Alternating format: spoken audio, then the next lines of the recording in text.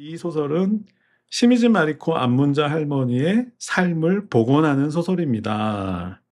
그리고 그것은 창경궁에 있는 대원실의 수리라는 비유로 등장하고 있습니다.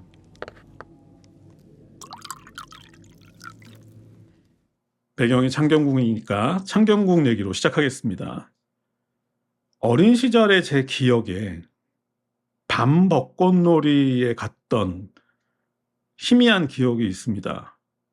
부모님을 따라갔겠죠. 아마 4살, 5살 뭐 이때쯤이었던 것 같은데, 그러니까 당연히 자세한 기억은 없고 그냥 깜깜한 공간에 흰 꽃들이 가득 피어 있던 장면만 생각이 납니다. 그런데 나중에 알고 보니까 이 벚꽃은 1909년도에 일제가 창경궁에 심은 것인데 1984년에 여의도로 옮겨 심었다고 합니다. 그러니까 우리가 매년 봄이 시작될 때마다 가장 먼저 떠오르는 여의도 벚꽃들은 약 120년 전에 일본인들에 의해서 창경궁에 심어졌던 것이고, 그리고 그때 이후 장소를 바꿔가면서 100년이 넘는 시간 동안 서울과 또 서울에 사는 사람들을 지켜보고 있었던 셈이죠. 곧 다시 꽃피는 계절이 돌아올 텐데, 어쩌면 우리가 여의도에 가서 그 꽃들을 감상하는 게 아니라 그 꽃이 100년이 넘는 시간 동안 우리를 감상하고 있다고 생각하면 또 다른 의미가 생기는 것 같습니다. 창경궁 얘기는 뒤에 조금 더 나오니까 책 얘기부터 시작해 보겠습니다. 오늘 소개할 작품은 3개월 전입니다. 2024년 10월에 발표된 따끈따끈한 김금희 작가님의 신작 장편소설 대온실 수리보고서입니다.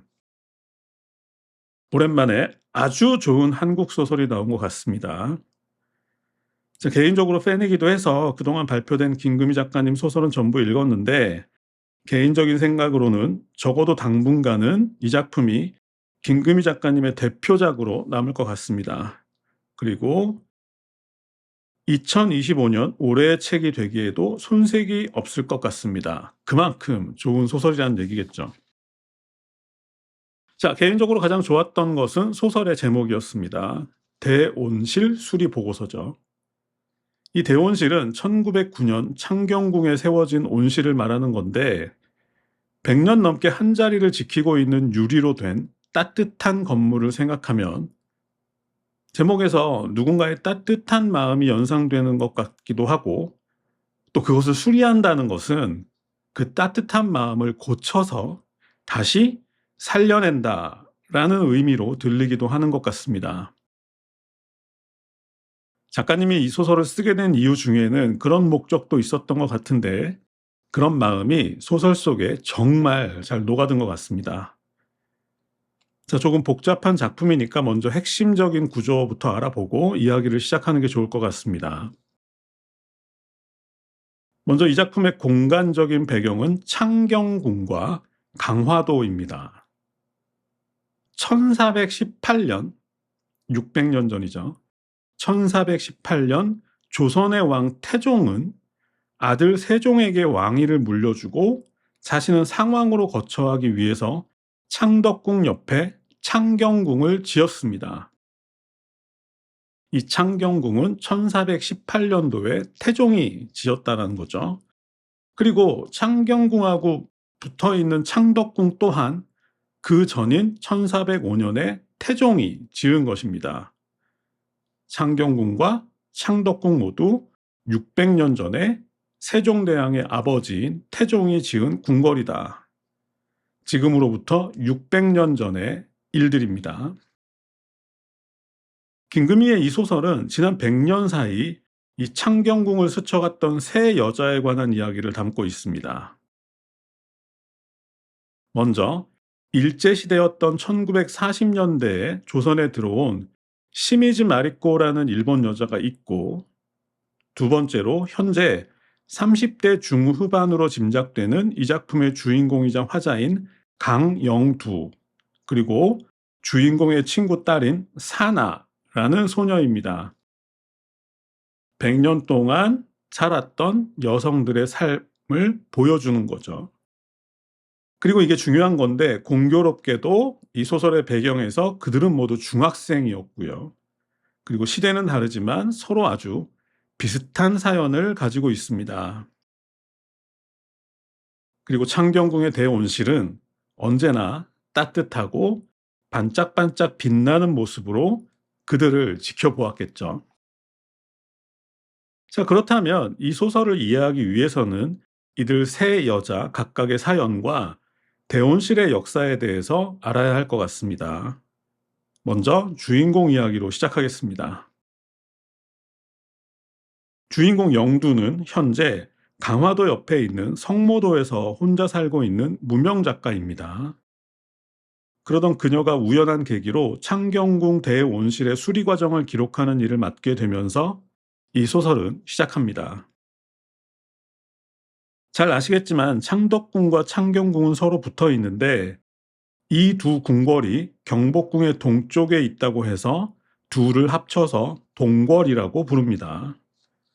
그리고 창덕궁 담장길 옆으로 길게 펼쳐진 동네가 바로 원서동인데 이곳은 바로 주인공이 중학교 1학년 시절을 보낸 곳이기도 했습니다.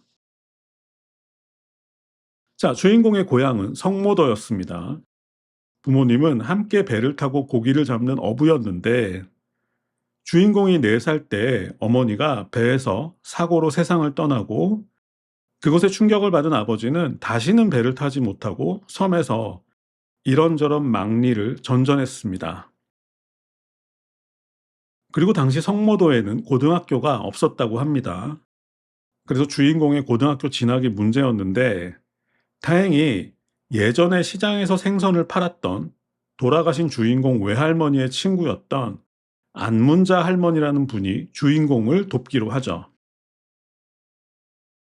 젊은 시절에 잠시 강화도에서 옷가게를 했던 안문자 할머니는 주인공이 초등학교를 졸업할 무렵 창덕궁 옆 원서동에서 낙원하숙이라는 이름의 하숙집을 하고 있었는데 그 하숙집에서 지내면서 중학교에 다니게 해주겠다고 제안한 것이죠. 대신 주말에는 할머니의 일을 조금 돕고 또 할머니의 손녀와 방을 함께 쓰는 조건이었습니다. 그렇게 어린 나이에 혼자 서울에 올라오게 된 것인데 문제는 주인공과 함께 방을 쓰게 된 리사라는 이름의 손녀였습니다. 이 리사 역시 부산에 있는 부모 곁을 떠나서 서울에 왔는데 이 세상 모든 사람에게 아주 불만이 많았고 그저 어서 빨리 외국으로 유학 가는 날만 손꼽아 기다리는 친구였습니다. 결국 주인공은 이 리사 때문에 심각하게 억울한 일을 당하게 되었고 그것 때문에 중학교를 끝마치지 못한 채 다시 성모도로 돌아오게 되었습니다.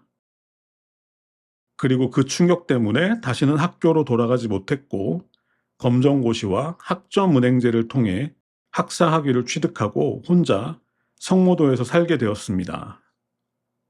아버지는 그 사이 암으로 돌아가셨다고 합니다. 주인공이 성모도에 돌아왔을 때 그녀의 생각을 돌리기 위해서 안문자 할머니가 방문한 적이 있었습니다. 주인공도 안문자 할머니를 좋아했지만 할머니 또한 주인공을 몹시 좋아했다고 하는데 어느 정도였냐면 당시 하숙과 함께 동대문 시장에서 일수를 하던 할머니가 다리를 다쳤을 때 중학생인 주인공더러 대신 일수돈을 받아오라고 시킬 정도로 좋아했다는 거죠. 중학생한테 그런 일을 시키는 게 맞나 싶기도 하지만 한편으론 믿지 않으면 그런 일을 시켰을까 싶기도 하고 또 나중에 다시 언급하겠지만 주인공이 강하게 크길 바라는 마음에서 그러지 않았을까 하는 생각이 들기도 하는 것 같습니다. 이렇게 할머니가 강화도까지 찾아왔지만 하지만 주인공은 함께 돌아가자는 할머니의 권유를 거절했고 그 후로 할머니의 소식을 듣지 못했습니다. 억울하기도 하고 그래서 할머니에게 모든 걸 털어놓고 싶었지만 리사는 할머니의 친손녀인데 진실을 얘기해봤자 무슨 소용이 있겠나 싶었던 것이죠. 그리고 그것은 당연히 주인공에게는 평생 씻을 수 없는 상처로 남았습니다. 그랬던 그녀가 수십 년 만에 다시 그 장소로 돌아오게 된 것이죠. 자, 트라우마가 시작된 장소로 돌아왔으니까 이제 치유받을 일만 남았겠죠. 그리고 주인공을 치유해주는 주체는 대온실과 아마도 할머니일 것 같습니다. 주인공 얘기에 이어 다음은 대온실입니다. 창경궁 대온실은 일본인들이 1909년 당시 조선의 왕이었던 순종을 위로한다는 명분으로 동물원과 함께 1909년 완공한 건물입니다. 또 1000그루가 넘는 벚나무를 심기도 했죠. 참고로 1909년이면 그해 10월에 안중근 의사가 이토 히로부미를 저격한 사건이 일어나기도 했고, 또 그로부터 2년이 지난 뒤에는 조선이 일제에 강제 병합되기도 했던 그런 시기입니다. 자, 1909년이면 나라의 운명이 백척간두에 놓여 있던 시기이기도 한데, 그래서 우리는 흔히 그 어두웠던 시대의 흔적들을 깔끔하게 지워버리고 싶어 하죠. 저도 마찬가지였습니다. 굳이 궁궐이라는 역사적인 장소에 그런 건물을 남겨두어야 했나 했던 것인데, 1983년도에 동물원을 서울대공원으로 옮기고, 또 1984년도에는 벚나무들을 여의도로 옮겨 심었던 것처럼 어디 다른 곳으로 옮기거나 아니면 아예 깔끔하게 없애버리는 게 좋지 않을까 생각했었는데, 그런데 작가의 생각은 저와는 달랐던 것 같습니다. 이 지점이 이 소설에서 가장 미묘한 지점이라고 할 수 있는데, 개인적으로는 쉽게 동의할 수는 없었지만 그래도 뭔가 작가가 이유가 있어서 그런 걸 테니까 한번 끝까지 읽어보자 생각했었습니다. 자, 작가는 아마도 그렇게 생각했던 것 같습니다. 복잡하다는 것이죠. 일단 어떤 공간이 긴 시간과 합쳐진 이상 그렇게 단순하게만 판단할 문제는 아니라는 것입니다. 자, 이런 얘기가 있습니다. 소설이라는 장르는 오랫동안 현실적이지는 않지만 사람들을 위로하고 꿈과 희망을 주는 낭만적인 이야기를 해왔습니다. 그러다가 1850년대 무렵 프랑스의 발자크나 플로베르 같은 작가들이 등장하면서 사실주의 문학이 탄생했습니다. 사실을 있는 그대로 기록하겠다는 것이죠. 그 이후로 지금까지 사실주의 문학의 계보가 이어지고 있는데, 그런데 사실주의가 생긴 지도 170년이 넘는 시간이 흐르다 보니까 언제부턴가 그것에 대해 의문을 갖는 작가들이 등장하기 시작했습니다. 도대체 사실이라는 게 존재하기는 하냐는 것이죠. 자, 톨스토이의 안나 까레니나의 경우처럼 젊은 여자가 기차에 몸을 던져 자살했다는 사실이 단지 몇 줄의 신문 기사로 전부 설명될 수 있냐는 것인데요.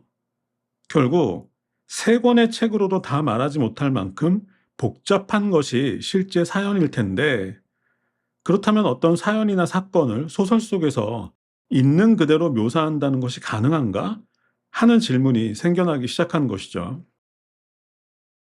복잡한 것은 복잡한 대로, 또 그것을 작가가 섣부르게 결론을 내리려고 하지 말고 열어놓아야 하는 것 아닌가 하는 이야기들이 나오기 시작했다는 거죠. 그리고 이 책을 읽는 동안 제가 느꼈던 감정도 비슷했던 것 같습니다. 단지 남의 나라 궁궐에 자기들 마음대로 지은 건물이니까 부셔도 상관없어 라는 단순한 논리로 접근할 수는 없다는 얘기처럼 들린 거죠. 그렇게 단순한 문제가 아니라는 것인데, 자, 창경궁 대온실은 1856년에 태어난 후쿠다 노보루라는 사람의 주도로 건축이 되었는데, 그는 19세기 말 프랑스와 미국에 유학하면서 서구의 농업과 정원에 대해서 배웠고, 그 경험을 바탕으로 일본에 대온실을 지었고, 그리고 역시 그 경험을 바탕으로 창경궁에 철골과 목재와 유리를 소재로 대온실을 지었다는 것인데, 그러니까 그 건축물을 일제의 잔재로만 볼 것인가, 아니면 결코 긍정적인 의미는 아니지만 부정적이면 부정적인 대로 세계 문화의 교류의 과정으로 볼 수도 있는 것 아닌가 하는 것이죠. 자, 이 논리에 저도 100% 공감하는 건 아니지만 한때 우리나라 방송에 과거 우리 문화가 일본에 전해졌다는 내용의 다큐멘터리가 한참 동안 유행했던 것을 기억하실 겁니다. 저도 제로 다이아몬드의 총균세를 보면서 확실하게 알게 된 것인데 하나의 국가나 문명에서 가장 중요한 것 세 가지가 우리나라에서 일본으로 전해진 것은 분명한 사실이죠. 바로 철기와 벼농사 기술과 종교, 즉 불교입니다. 이 세 가지는 한반도에서 일본으로 전해진 것이 분명하고 당시 방송 역시 이 사실들을 아주 강조해서 말했었습니다. 우리 입장에서는 절로 어깨가 으쓱해지는 얘기였죠. 하지만 이 방송 프로그램들이 공통적으로 침묵했던 중요한 사실이 있었습니다. 그것은 바로 철기와 벼농사 기술과 불교 모두 한반도에서 비롯된 것이 아니라는 것이죠. 그 세 가지 모두 다른 지역에서 한반도로 전파되었고 다시 일본으로 전해진 것이죠. 총균세의 결론도 마찬가지였습니다. 문화는 흐르는 것이다. 그것이 긍정적인 형태이던 아니면 전쟁이나 침략 같은 부정적인 형태이던 그것은 한 지역에서 다른 지역으로 흐르고 그리고 섞이는 것이다. 그러니까 우리가 더 똑똑하고 잘났다고 생각하기보다는 그보다는 우리 또한 세계 문화의 역사적인 흐름 속 한 부분이라는 사실에 자부심을 가져라 라고 총균세의 저자 제러 다이아몬드는 끝을 맺고 있었습니다. 자, 모두 맞는 말이긴 한데 그것이 일본과 연결되면 쉽게 받아들이기 힘든 부분이긴 하죠. 어쨌든 그런 이야기도 있다 하는 것이고 아마도 작가는 거기에 사람의 이야기까지 얽힌 이상 복잡한 것은 복잡한 것 그대로 두는 게 어떠냐는 말을 하고 싶어 하는 것 같다. 그렇게 정리하고 다음으로 넘어가겠습니다. 자, 실제로 창경궁 대원실이 수리된 시기는 지난 2017년이라고 하는데 그런데 이 작품에서는 서사 구조상 그 시기를 2024년 무렵으로 재조정한 것 같고요. 어쨌든 철골과 나무와 유리로 지어진 건물이 100년 넘게 서 있었으니까 많이 망가졌었겠죠.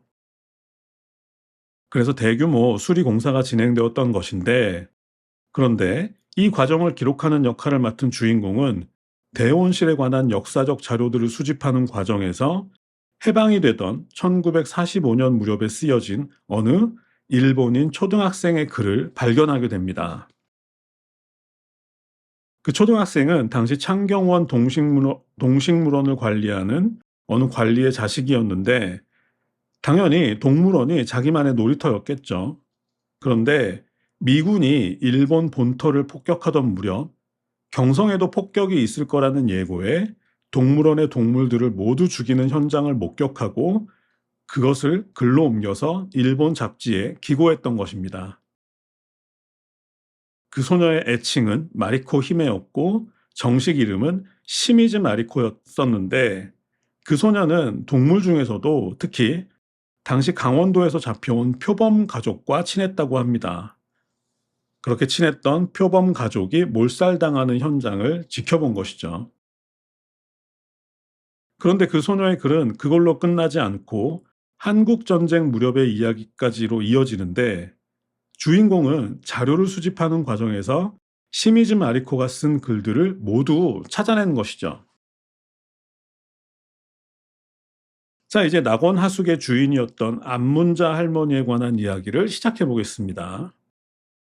오래된 2층 한옥에서 하숙을 치면서 중학생 시절 주인공의 억울한 사연에 깊이 공감했던 안문자 할머니의 고향은 일본이었습니다. 그리고 그녀의 일본 이름은 시미즈 마리코였습니다. 그녀는 일본에서 태어난 일본인이지만 엄마가 당시 일본에 유학했던 박목주라는 남자와 결혼하는 바람에 호적상 박목주의 자식이 되었습니다. 강화도 출신이었던 박목주는 창경원에서 잡부로 일하다가 능력을 인정받아서 일본 유학을 하게 되었고 그 과정에서 시미즈 마리코의 엄마와 결혼했던 것이죠. 그리고 그 후 유진이라는 이름의 아들을 낳게 되는데 그런데 그 박목주의 유학 기간이 끝나서 가족이 함께 조선으로 돌아오게 되었을 때 갑자기 마리코 외할머니가 몹시 아파서 엄마는 일본에 남고 나머지 세 가족만 조선에 오게 된 것입니다. 그러니까 마리코 입장에서는 친아버지가 아닌 양부와 함께 하게 된 것이죠. 게다가 해방 당시 10살 무렵이었던 마리코는 자신이 일본인이라는 사실을 분명히 인지하고 있었습니다. 또 잠시 옆길로 새게 되는데 당시 마리코의 자부심은 이런 것이었습니다. 예를 들어 전라도는 전주와 나주가 합쳐진 이름이죠. 그리고 경상도는 경주와 상주, 충청도는 충주와 청주, 그리고 강원도는 강릉과 원주가 합쳐진 이름이죠. 그러니까 우리 모두에게는 나고 자란 고향이 있고 그리고 그 고향에 대해 자부심을 갖는 건 아주 자연스러운 일이겠죠. 그런데 자신의 고향에 대한 자부심이 다른 지역에 대한 비하나 비난으로 이어지는 순간 듣는 사람들은 눈살을 찌푸리게 되는데 그 차이가 느껴지시죠? 자신의 출신 지역에 대한 자부심을 갖는 것과 그걸로 인해서 다른 지역을 비하하는 것은 엄연히 다른 일이다.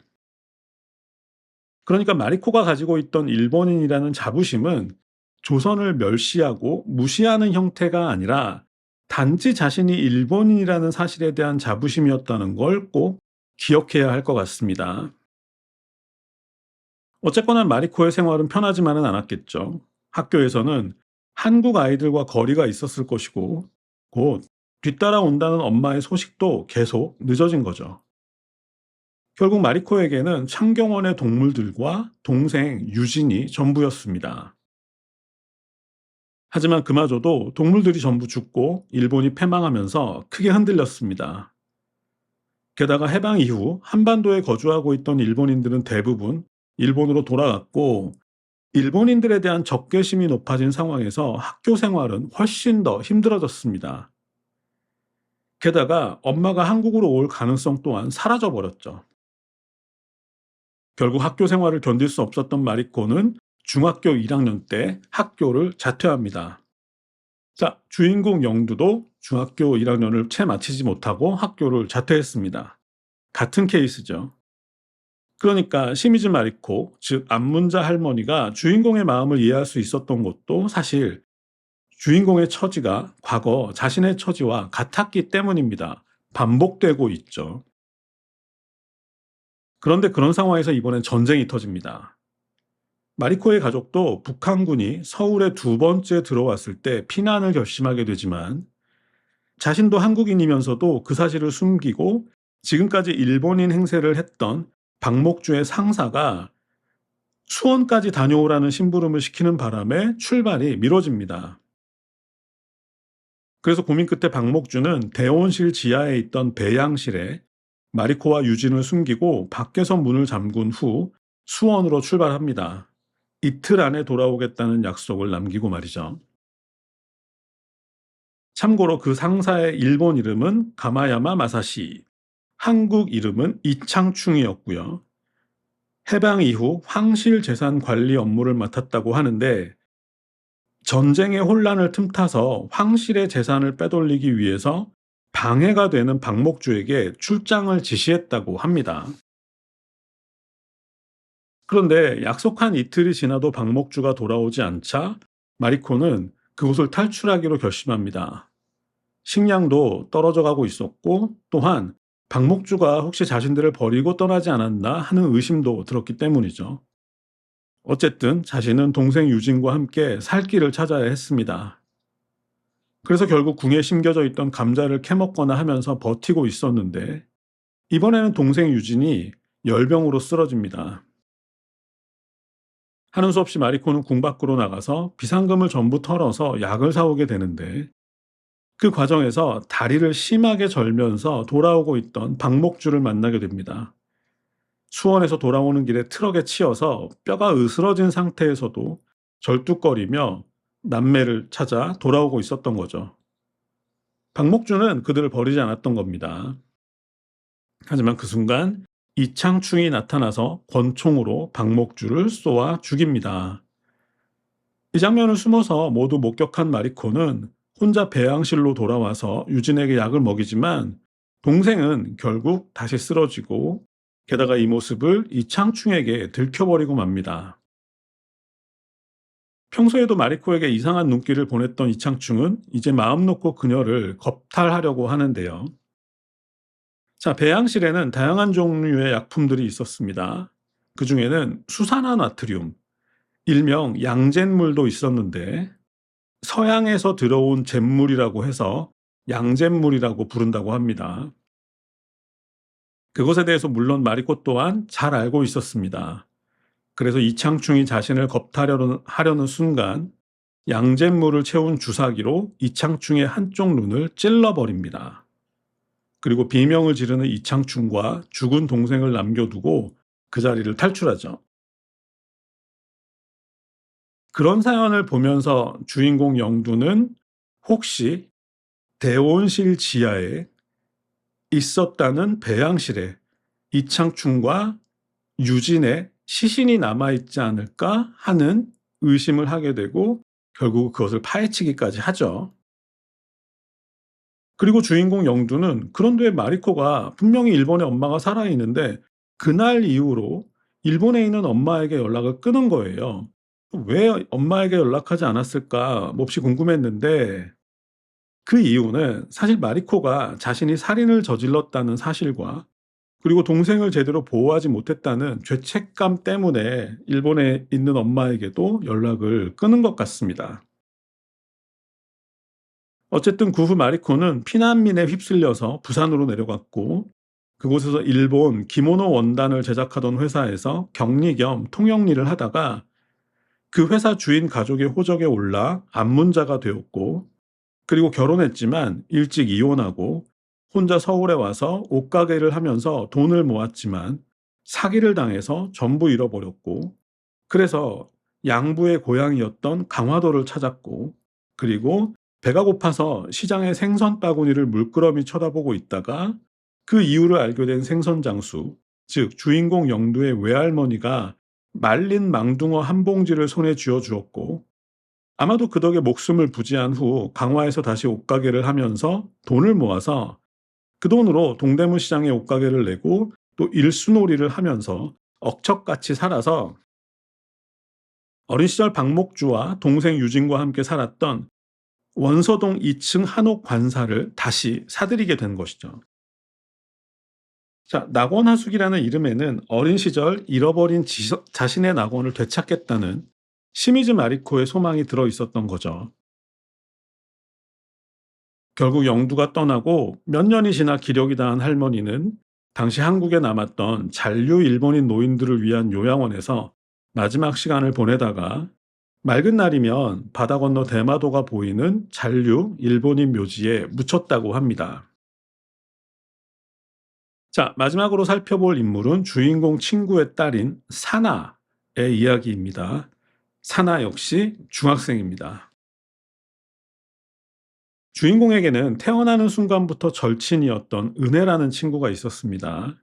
은혜는 이혼한 후 부동산을 하며 딸 사나를 키우고 있었는데 이 사나는 주인공을 이모라 부르면서 몹시 따랐습니다. 그런데 사나의 학교에 일본인 친구 한 명이 전학을 오면서 문제가 생깁니다. 스미라는 이름의 그 친구는 서울에서 국제학교를 다녔는데 아마 그곳에서 심한 따돌림과 괴롭힘을 당해서 정신적인 문제가 생겼던 것 같습니다. 시미즈 마리코의 사연과 그리고 주인공 영두의 사연과 몹시 유사하죠. 시간이 흐르고 대원실은 언제나 그 자리에서 햇빛에 반짝이는 모습으로 서 있고 그리고 그 앞을 중학교 교복을 입은 시미즈 마리코와 주인공 강영두와 사나와 스미가 지나치는 모습이 보이는 것만 같습니다. 사람들의 삶이 반복되고 있는 것이죠. 그런데 사나의 노력에도 불구하고 스미는 역시 제대로 적응하지 못해서 다시 서울로 떠나야 했습니다. 이 소설 마지막 장면은 드디어 수리공사가 모두 끝나고 개관식이 열리는 대원시를 배경으로 펼쳐집니다. 주인공은 이곳에 사나와 스미를 초대했고, 그리고 그곳에서 스미가 친구 사나와 함께 자신의 고통을 극복해 가리라는 희망을 보게 되고, 그렇게 소설은 마무리됩니다. 자, 이 책에는 두 번 소개되는 설화 하나가 있습니다. 어떤 거냐면, 옛날에 한 젊은 어부가 있었는데, 어느 날 거북이 한 마리를 구해 주었다는 거죠. 그런데 알고 보니까 그 거북이가 용왕의 딸이었다는 겁니다. 그래서 공주의 초대를 받고 용궁에 가서 며칠 동안 즐거운 시간을 보내고 돌아왔는데, 그러는 사이 지상에는 수백 년의 시간이 흘러버렸다는 이야기였습니다. 예전에 강화도로 찾아와서 주인공을 만났던 할머니는 그 이야기를 영두에게 해주면서, 그 이야기에 담긴 진짜 의미는 인간의 시간과는 다른 시간들이 언제나 흐르고 있다, 이런 것이라고 말해 주었었습니다. 자, 이렇게 김금희 작가의 대온실 수리보고서 소개를 마치겠습니다. 복잡하죠? 저도 읽으면서 또 원고를 쓰면서 힘들었습니다. 너무 좋은데, 그런데 너무 복잡하구나 싶었던 거죠. 그런데 그러면서도 그 복잡함이 싫지는 않았습니다. 납득이 된 거죠. 복잡한 이야기는 복잡하게 쓰여져야만 하는구나. 마치 히라버 시간의 주인공 목소리가 들리는 것도 같았는데, 그렇게 간단하지 않아요, 하는 것이죠. 인간의 사연이라는 아주 복잡한 이야기를 참 제대로 표현해냈다는 생각이 들었던 시간이었습니다. 결국 이 책의 제목인 대온실 수리 보고서에서 대온실은 진짜 온실이라고 해도 되고, 또 사람들의 반짝반짝 빛나는 따뜻한 마음이라고 해석해도 될 것 같습니다. 결국 따뜻한 마음 수리 보고서, 이렇게 읽어도 되는 거겠죠. 대원실 수리를 통해서 주인공의 트라우마가 해결되었고, 또 늦었지만 시미즈 마리코 안문자 할머니의 삶도 복원되었습니다. 참고로 이창충과 동생 유진은 죽지 않았다고 합니다. 이창충은 한쪽 눈을 잃었지만 그래도 그때 빼돌린 엄청난 재산으로 평생 부자로 살았고, 사학재단을 운영하고 또 언론사도 운영하면서 평생 떵떵거리고 살다가 편하게 죽었다고 하고요. 동생 유진 또한 당시 이창충이 살린 덕분에 평생 가난하지만 열심히 살았다고 합니다. 그러니까 살인을 저질렀다는 할머니의 죄책감과 억울함도 풀린 거죠. 자, 타이밍이 참 좋은 것 같습니다. 이번에 이 책을 보신 분들은 이번 연휴 때 창덕궁과 창경궁과 창덕궁 돌담길 옆에 있는 원서동을 한번 산책해 보셔도 좋을 것 같고요. 그러다 보면 궁궐안을 뛰어노는 어린 시미즈 마리코를 만날 수도 있지 않을까 싶습니다. 자, 여기까지 하겠습니다. 감사합니다.